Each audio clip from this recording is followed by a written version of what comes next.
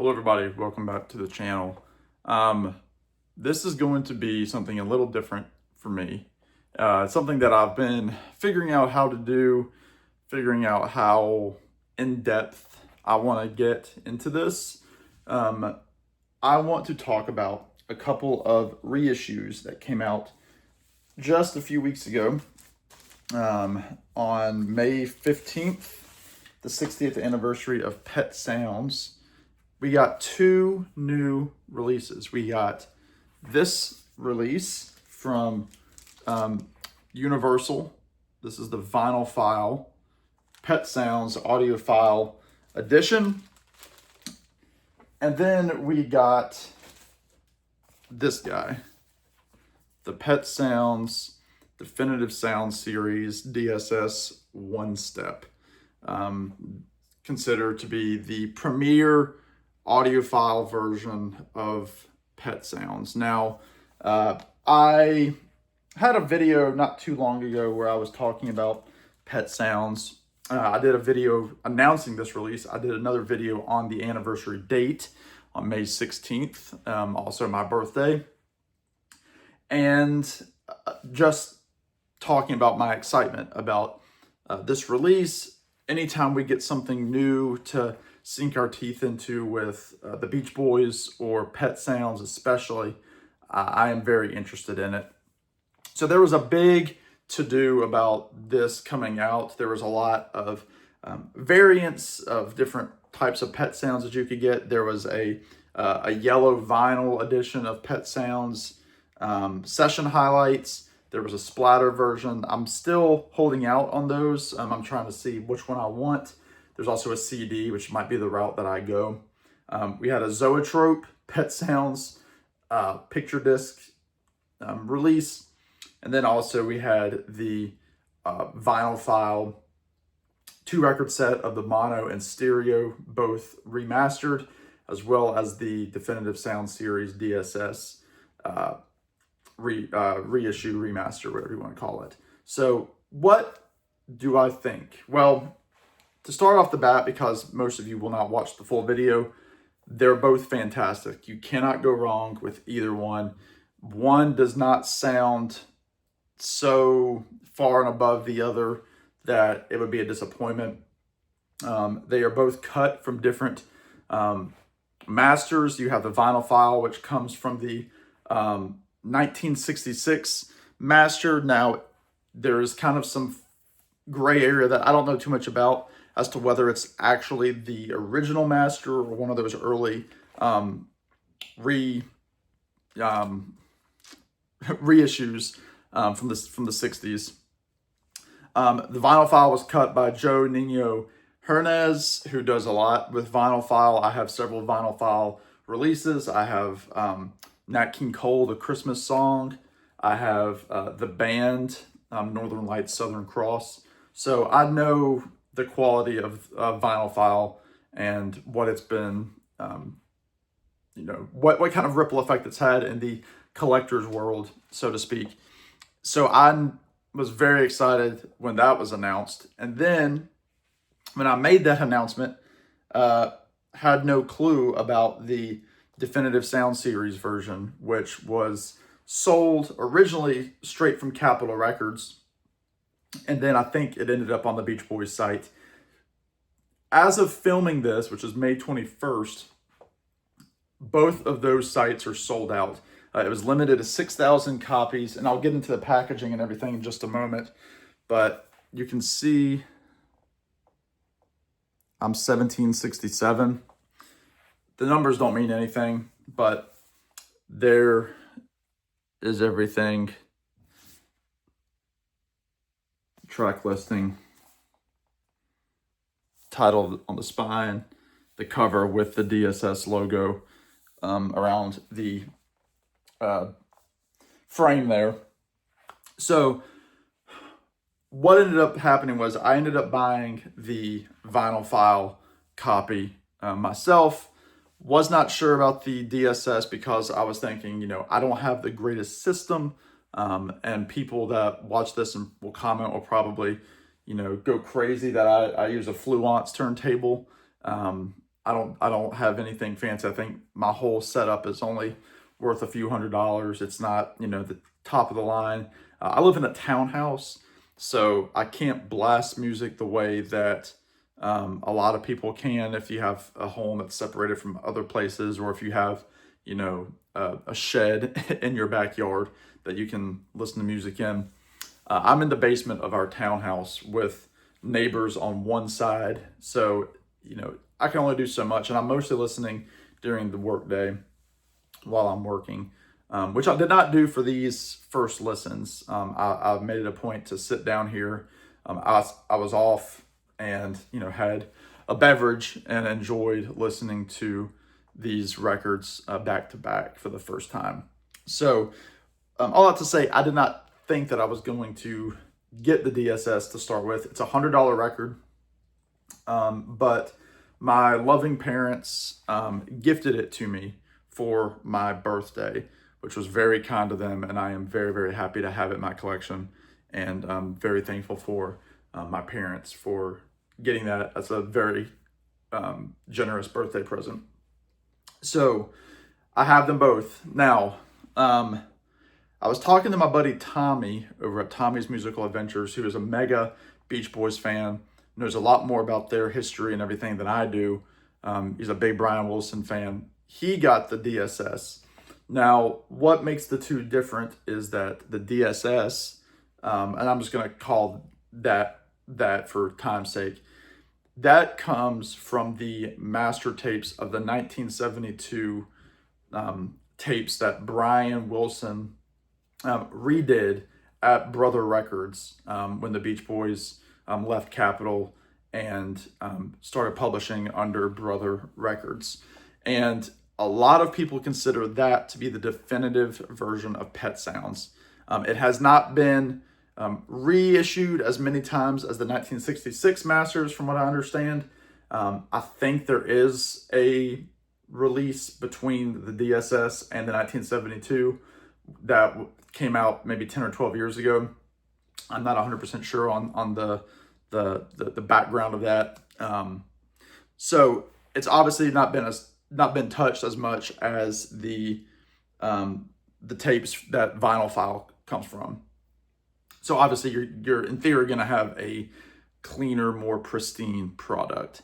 And again, a lot of people say that that's the way Brian wanted it to sound. It's in mono. Again, the Vinylphyle, you have two records, vinyl and stereo.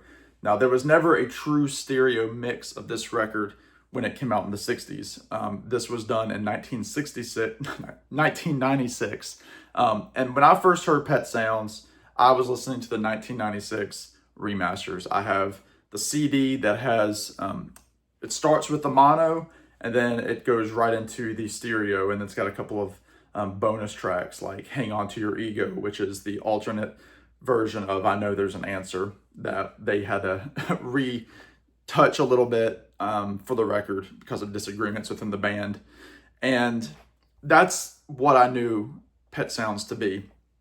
And as a kid, you know, in high school, early college, listening to Pet Sounds, I didn't really know stereo and mono. I will admit that. People are going to be like, oh, you didn't know stereo and mono? Like, I didn't listen to that. I knew when I had my earbuds in, listening to my iPod, and I would hear, you know, Beatles songs, I would think it was weird that music was just in one ear and different music in another. But I just thought I was just ignorant to it, I guess, whatever you want to call it. So all that to say, I am not an audiophile at all. I have audiophile pressings because a lot of records that I've purchased, that's the best way to get them. And that's the best kind of bang for the buck. You know, I have like the you know, Hi-Fi's by Rhino, a lot of those records, it's more expensive to get an original that's probably going to sound worse than what they put out. So that kind of stuff. And there's just some records that, you know, I fall under the packaging is cool, I want to get it, just like a lot of us do. I'll admit that.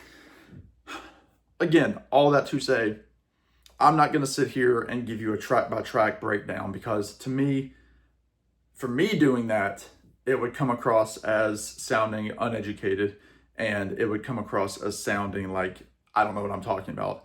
You know, I can't get into differences between, Chris Bellman versus Kevin Gray versus Joe Nino Hernandez. Just, they all do a great job. And that's what I think, and that's what I hear, and that's what I want to express to you. I'm not going to go and say, well, Chris Bellman did it at, Bernie Grudman mastering, blah, blah, blah. Like, okay, that's great. And I love some of the videos that I've seen of some of you all that have done this, because it lets me learn and it lets me appreciate the process. But again, for me, you're not going to get that. So 10 minutes in, I haven't said that much. I first heard Pet Sounds on the CD. Did not own a vinyl copy of Pet Sounds, I don't think, until last year. I think it was last summer. We got this release. RSD Essentials put out a version of Pet Sounds. Now, nothing special about this other than it's on Coke bottle green vinyl. This is the stereo mix. This was my first release on vinyl that I owned.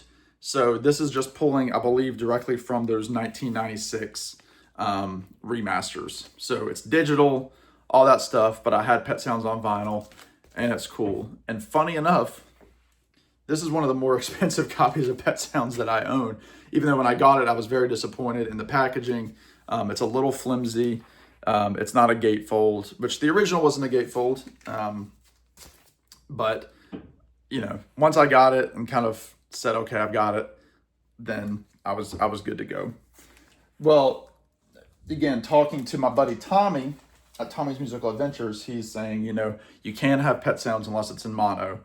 And again, I was not really caring that much at that time about, do I want it in mono, do I want it in stereo? I just wanted it on vinyl. Well, I did end up going online because I'm like, well, it would be kind of cool to have stereo and mono. So I picked this copy up. This is from 10 years ago. This is the 50th anniversary edition in mono. Again, nothing special about it other than it being in mono. Beautiful vinyl. And packaging is about the same as every other copy of Pet Sounds. Again, not a gatefold, no real special inserts, but you do get it remastered in mono from 2016. So those were the two that I had, and the CD. So I was like, great, I have Pet Sounds in stereo and mono, on CD and on wax until around my birthday, May 16th. So let me show you then the vinyl file. So first, obviously, they all come with the OB strip. This says on the hype, 60th anniversary edition, 2LP mono and stereo, AAA mono, ADA stereo, all analog mastering by Joe Nino Hernandez at Sterling Sound in Nashville, Tennessee.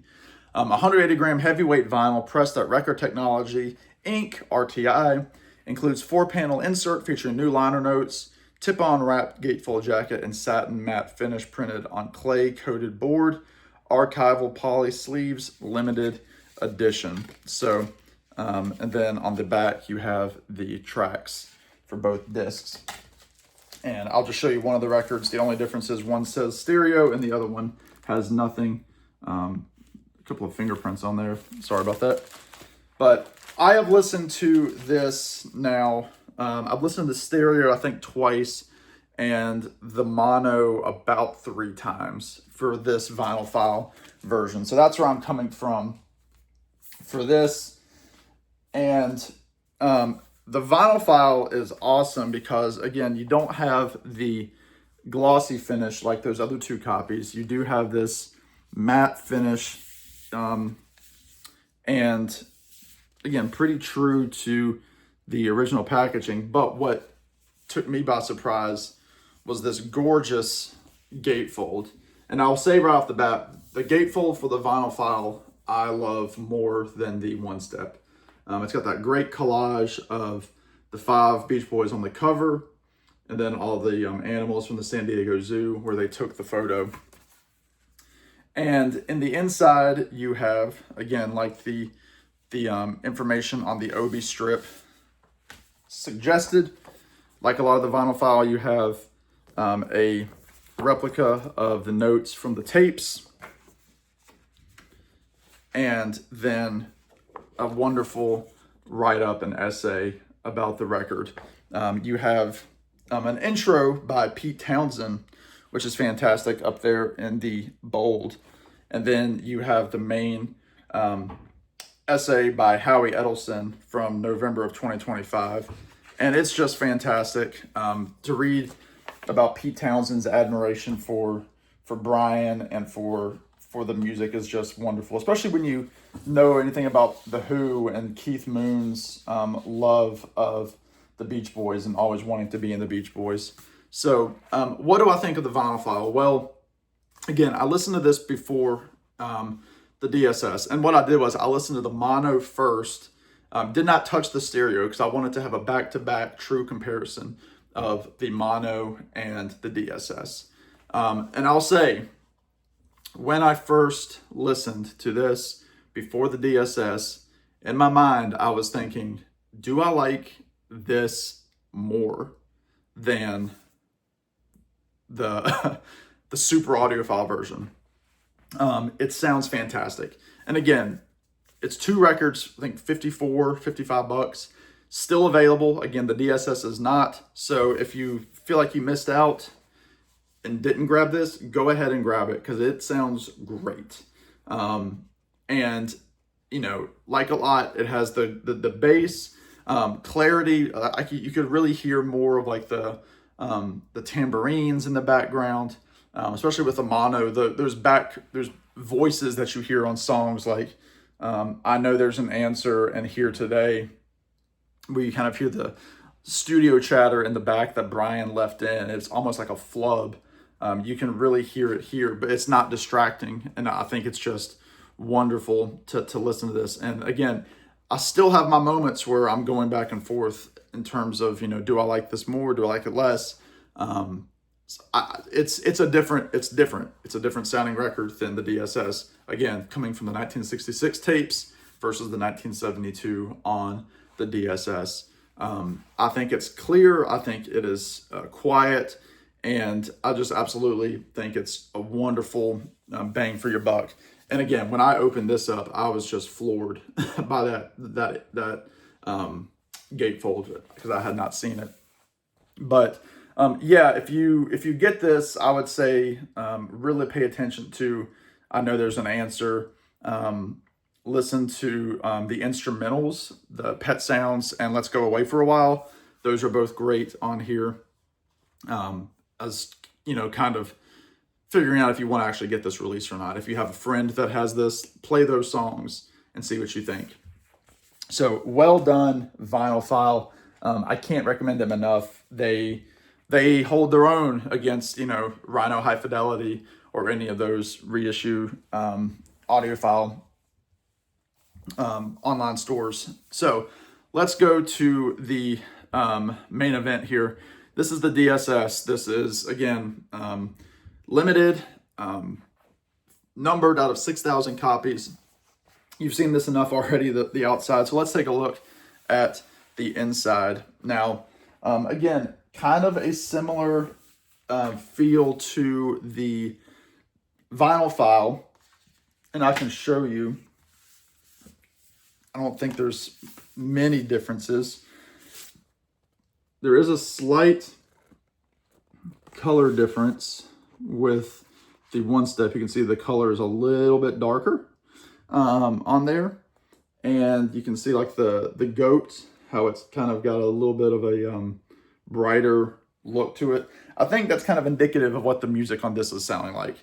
Even on the background, the black and white on this is a little bit different than the Vinylphyle. But again, also a gatefold. Whoops. I'll show you this. First, this is the certificate of authenticity. Monophonic One Step, title of the Beach Boys. I'll just read it. Capitol Records produced this definitive sound series, Monophonic One Step, certified to be a numbered limited edition pressing of 6,000. Skip ahead. Pressed using the finest vinyl compound available, Neotech VR900D2 on legendary SMT presses. I don't know what any of that means. D2 vinyl is known for its ultra-low surface noise and revealing as close as possible what was created in the studio. So I'll just leave it at that. There's a little bit more on there that's not going to be interesting. But again, very different gatefold. So there is the 1972 cover. And I failed to mention the 1972 version of Pet Sounds was part of a 2-record set as a twofer with an album called Carl and the Passion So Tough. And a lot of people over time started figuring out, ooh, this Pet Sounds in our ears is the best sounding version of it, because it was one of the earliest reissues of Pet Sounds, and there was just a different kind of feel to it. Again, admittedly, I'd never heard it. It's been something that I've been looking for. Now I don't need it because I have this, which would be a cleaner copy anyway. But for a while, that's the version of Pet Sounds I was seeking out, looking on Discogs. It was a little too expensive for what I wanted. So anyway, that's what it looked like on the back of Carl and the Passions. And then there are photos of the tapes again. Then you have some different notes here by Tom Beery, the reissue producer of the Pet Sounds One Step. You have different little headings here. You have the discovery about what the album is, like the 3D mono is what it was called. You have a section on the source tapes, the authentication and verification, and then kind of a final paragraph about why this version is different. Why does it sound different than the 1966 version?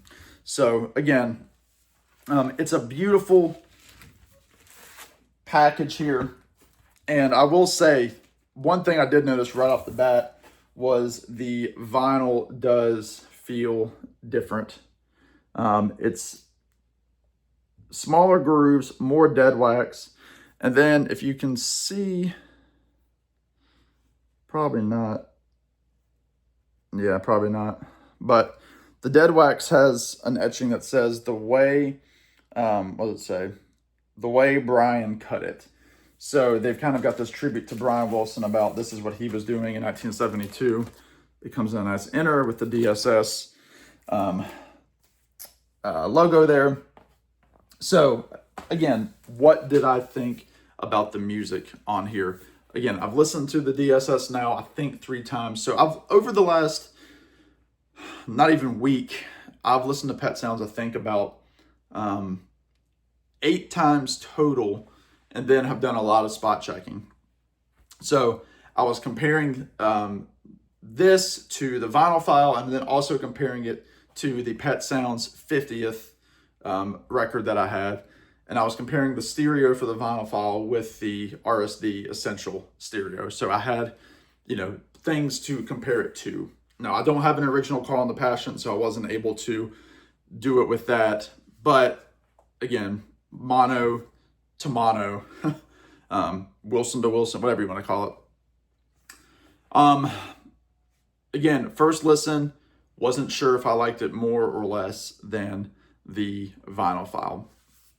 After listening to it back to back, listening to specific songs, especially the big songs, I've been paying close attention to the opening, Wouldn't It Be Nice, with that first initial drum smash with the kind of the tremolo sounding guitars at the beginning, listening to the train whistle at the end of Caroline No, listening to specific bass lines and to the tambourines, again, to the voices in the background, to a little bit of reverb.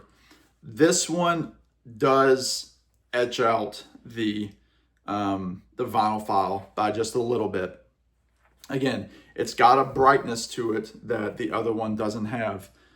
It has a little bit of kind of that airy space in the background.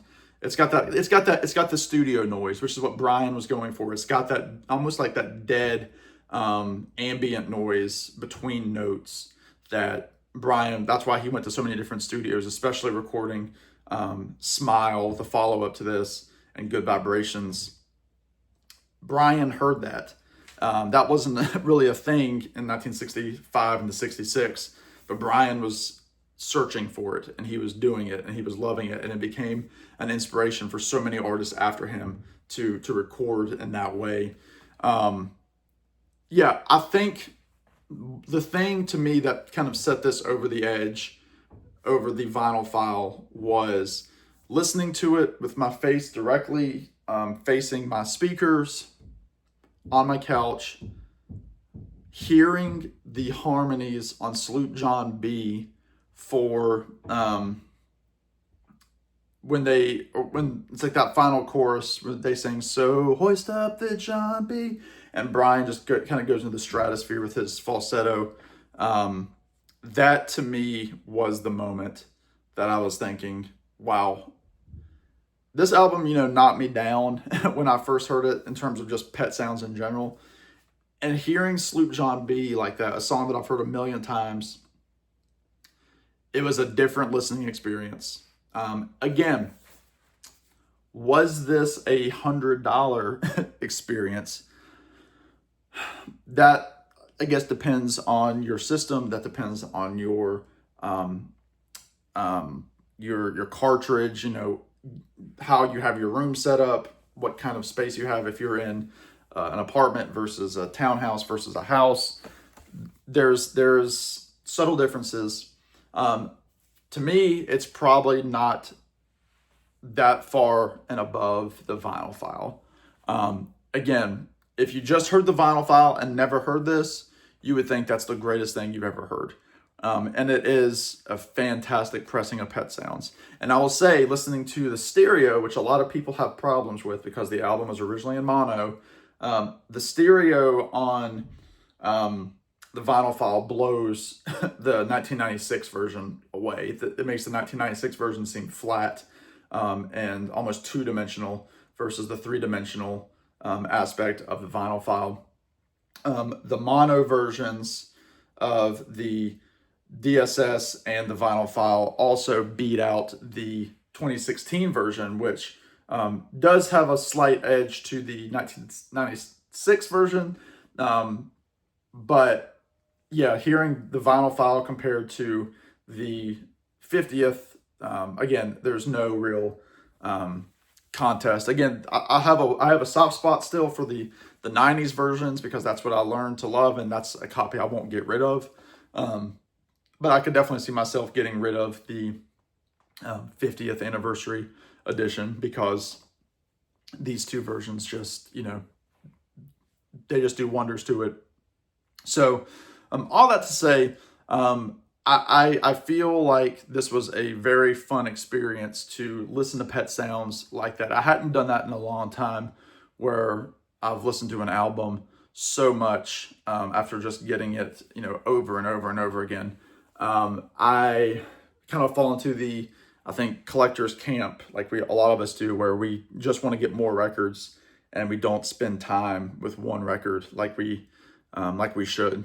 So listening to this record so many times, it's still not a record I'm sick of. In fact, every time I listened to it, it was a joy, whether it was listening to the Vinylphyle, the DSS, the stereo, and listening to select songs from the other versions. It was a very fun experience, and yeah, I'm excited to continue listening to these throughout this year. They're obviously now permanent parts of my collection. I don't see myself ever getting rid of the Vinylphyle or the DSS. Those two are with me to stay, and I just think it's a wonderful record for this treatment, especially considering the record when it first came out was known to be a little muddier sounding and it wasn't a clean record. But yeah, that's all I got. Sorry, it's almost 30 minutes long. I talked a little bit more than I thought I was going to. But anyway, let me know your thoughts. Let me know, did you grab the DSS? Did you grab the Vinylphyle? I would love to hear what you have to say. I've enjoyed so many of the videos that I've seen. If there's any more that come out, I'll be watching those too because they're all very informative and interesting to me. So that does it for me on this Pet Sounds journey. Let me know what you think. In the meantime, y'all be good, take care, and we will see you on the next one. Bye now.